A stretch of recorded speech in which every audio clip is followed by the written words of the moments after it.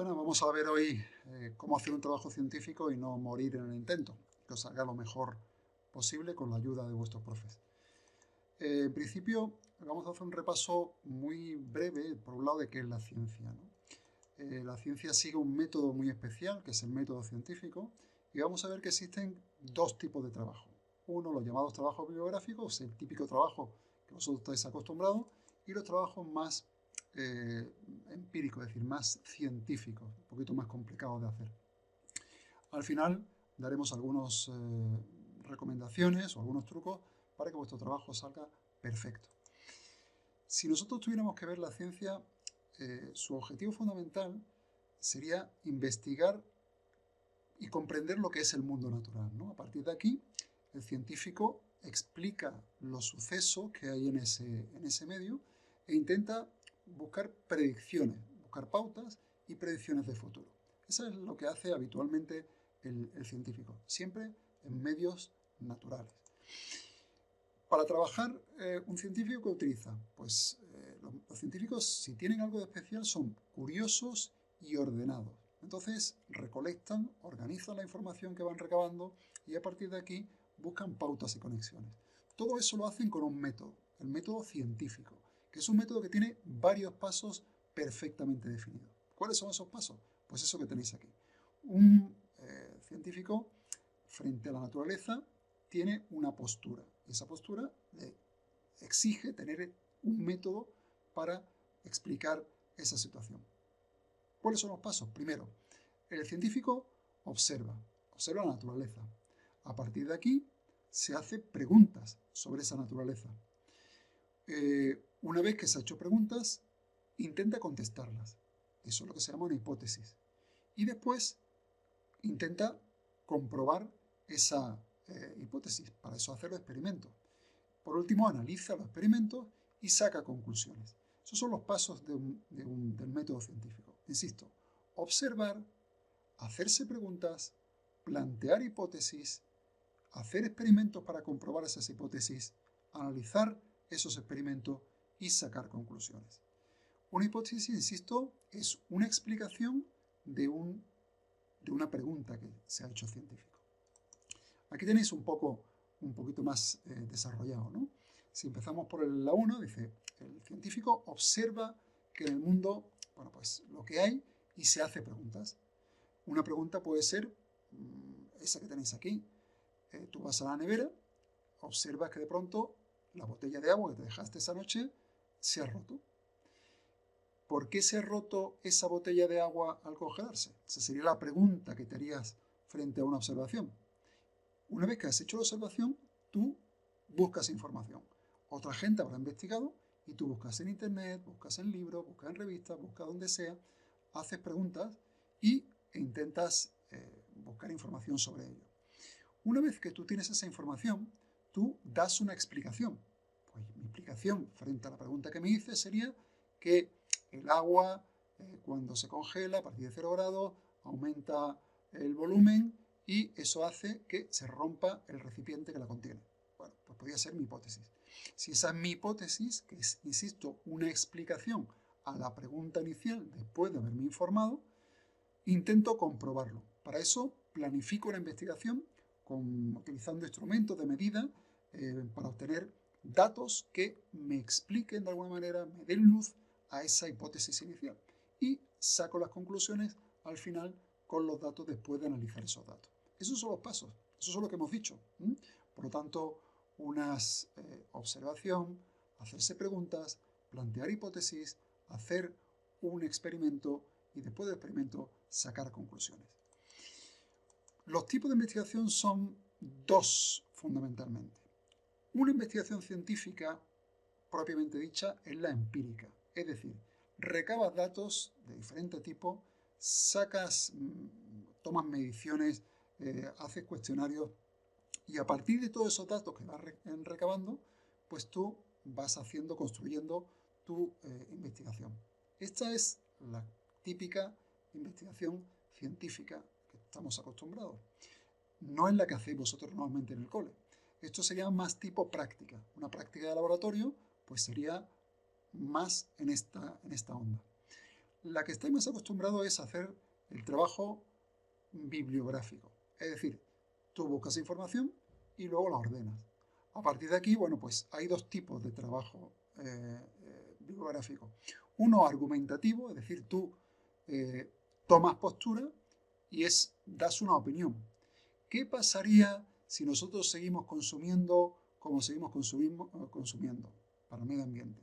Bueno, pues si seguimos consumiendo como tal, el cambio climático sería, pues eso, esa propuesta que tú haces, que es dando argumentos, diciendo una serie de cosas y que tú de alguna manera vas a defender, esa sería la argumentativa. Y la más normal, la más sencilla, sería la informativa. Es decir, tú solamente dices, ¿qué es el cáncer? Pues el cáncer es lo que sea. Tú puedes poner qué es el cáncer, tipos de cáncer, causas del cáncer, todo eso ordenado, le has sacado la información y ese es el trabajo informativo. Ese es el que estás acostumbrado a hacer en el cole, el informativo. Es el más sencillo. Luego estaría el argumentativo, que es más complejo, hay que pensar un poquito más, y el empírico, que es todavía más completo. Pero es importante tener estos tres tipos, los tres son viables, o sea, dependiendo de lo que te exija tu profesor, pues serán diferentes tipos de trabajo de investigación. Las partes de investigación son, por un lado, una portada sencilla, donde viene un título y ven los autores, no hace falta mucho más dibujito ni nada, una portada sencilla. A partir de aquí, hace un resumen en español y otro en inglés, un resumen cortito de todo lo que tú es tu investigación. ¿Por qué se hace en inglés? Pues porque si tú estás investigando sobre algo concreto, hay mucha gente que escribe en su idioma, por ejemplo en alemán. Tú no sabes alemán, pero el inglés es el idioma de la ciencia. Entonces todos los artículos tienen un resumen en inglés para que todo el mundo lo pueda entender y si te interesa ese resumen, pues tú puedes ya traducirlo y utilizarlo en tu investigación. Además del resumen, tienes una introducción, que es una justificación de tu trabajo. Y a partir de aquí, dependiendo de cómo sea tu trabajo, tiene varias partes. Si es un trabajo empírico, tiene objetivos, método y resultado. Es decir, objetivos por qué lo haces, el método es cómo lo haces, resultados qué obtienes. Esas serían las partes fundamentales del trabajo empírico. Si es trabajo bibliográfico, pues lo pones por capítulo. Entonces, estamos haciendo un trabajo del cáncer, pues lo que decíamos antes, tipos de cáncer, causas del cáncer, forma de curarlo, lo que sea, 3, 4, 5 capítulos o los que quieras. Son distintos unos que otros. Un trabajo empírico tiene unos apartados que son diferentes que un trabajo bibliográfico. Uno bibliográfico es más capítulos y los otros tienen objetivos, métodos y resultados. Eso tenedlo en cuenta. Y luego las conclusiones que sacas a partir de esos estudios que estás haciendo, que realmente son concretas, están numeradas, 1, 2, 3, 4, 5, las que sean. Luego la referencia, que es fundamental, que es de dónde saca la información. Tú has utilizado 5, 10, 15 artículos, tienes que referenciarlos al final del trabajo. Y luego se puede poner un anexo, que es donde todo lo que no has puesto en el trabajo se puede poner en un momento dado ahí y que, bueno, pues simplemente es con una especie de cajón desastre. Los pasos a seguir en la investigación son varios, ¿no? Primero, tienes que buscar un tema que te interese, un tema concreto y que te interese.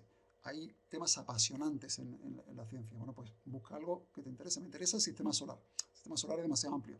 Bueno, pues voy a utilizar, a lo mejor, no solamente el sistema solar, voy a trabajar en la Luna. Bueno, para la Luna a lo mejor también. Pues voy a trabajar el por qué solamente vemos una cara de la Luna. Eso sería interesante. Y eso, desarrollarlo, ¿vale? Luego, por otro lado, bueno, buscar las preguntas necesarias, las que decíamos antes, que es lo que quiero saber, que me sea sugerente y que me vaya a servir para luego que me sirva como reto. Luego encontrar los recursos, ya sean materiales, ya sea a través de internet, ya sea personas que quiero que me pueden ayudar. Por lo tanto, hay que buscar qué vías son más factibles para yo desarrollar mi investigación. Y luego interpretar toda esa información, cómo, digamos, separar el grano de la paja, que eso es a veces difícil con tantísima información que poseemos. Cuál es relevante, cuál no, cuál me aporta algo a mi trabajo o cuál no me sirve para nada. Eso es absolutamente fundamental. Y luego desarrollar un informe. El informe es importantísimo saber qué es lo que te están pidiendo. Entonces, ¿qué es lo que te han dicho que tienes que hacer? Tienes que hacer un trabajo escrito, eso es lo que se llama un artículo. El artículo tiene, bueno, pues una extensión determinada, tiene un número de palabras, tiene un formato determinado, eso te lo tienen que explicar. Tu trabajo es un póster científico. Bueno, pues el póster también tiene otros requisitos o tu trabajo es una exposición oral. Bueno, un científico utiliza esos tres sistemas al mismo tiempo. Hace un artículo escrito, hace un póster para comunicarlo en un congreso y hace una exposición oral comunicando ese artículo o ese póster, que al final es casi lo mismo, ¿no? Son las tres formas de comunicación y las tres son absolutamente relevantes. Esto, bueno, pues tienes que hablarlo también con tu profe para que te explique qué es lo que demanda él. Bueno, para saber si una investigación está bien hecha, primero hay dos cosas fundamentales. Primero, si puedo hacer una pregunta clara y definida y si yo con mi trabajo puedo darle una respuesta a esa pregunta. Si eso es así, tu trabajo está bien hecho. Si no es así, cuidado porque tendrás que rehacerlo.